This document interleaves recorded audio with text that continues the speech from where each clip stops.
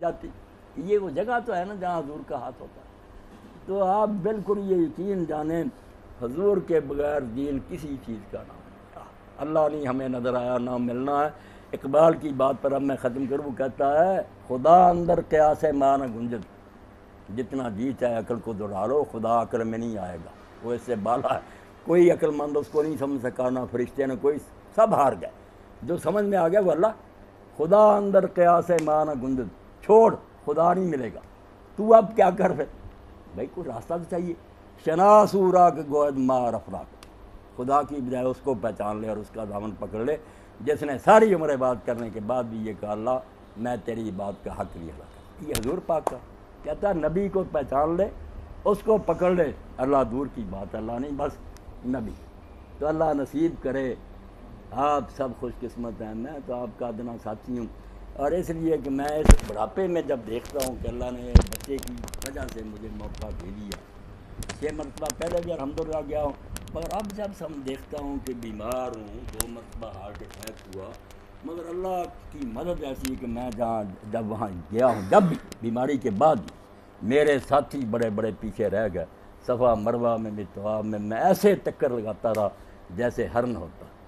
اتنی قوت کہ میرے اندر کوئی کمزوری نہیں آئی اور کبھی مجھے محسوس نہیں ہوا۔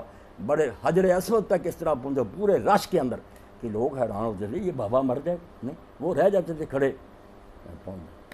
تو اللہ کی مدد اور توفیق ہوتی ہے۔ یہ صرف اس لیے کہ میں نے جو علامہ اقبال کی یہ ربائی پڑھی، وہ بوڑھے ہو گئے، حج نہیں کر سکتے، دل میں تڑپ تھی کہ مدینہ جاتا۔ تو اب انہوں نے ایک ربائی کہی، میرے اور آپ کے مناسب حالت افضل صاحب بوڑھے، جوانوں کی بات بوڑھے کی، بہیں پیری رہے یثرب گرفتم۔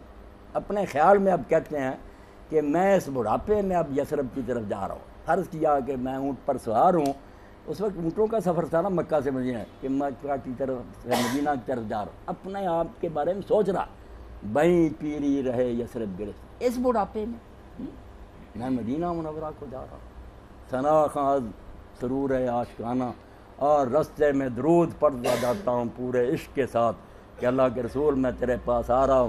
اور وہاں پھر کہتے ہیں کیا معاملہ، مثال دیتے ہیں، جواں مرغے کے در صحرا سرے شام۔ اب ہم اس کی طرح ہی ہیں کہ فرماتا تم دیکھتے ہو شام ہوتی ہے، اندھیرا جب ہونے لگتا ہے نا شام، تو پرندوں کو فکر پھر اپنے گھونسلے کی ہو جاتی ہے، یا وقت آ گیا آخر، بھائی رات تو آنے والی ہے، رات موت ہی ہے نا۔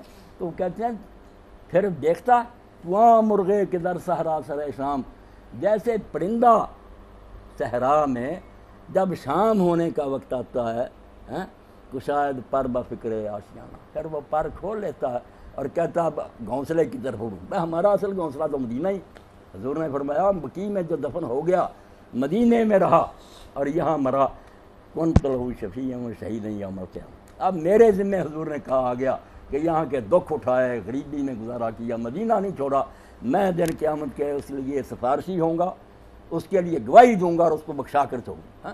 تو اقبال کہتے ہیں بڑھاپے میں جب لوگ کہتے ہیں نہیں اب نہیں آرام کریں، نہیں فرمایا نہیں ابھی جو وقت ہے، کوئی پتہ نہیں کس وقت گھڑی ختم ہو جائے، چلو وہاں حاضری دیں، وہاں مر بھی گئے تو کوئی صدمے کی بات نہیں، اس سے بڑی موت کیا، موت یہاں نہیں جائے گی، آئے گی، وہاں جو مریں گے خوش نصیب ہوں۔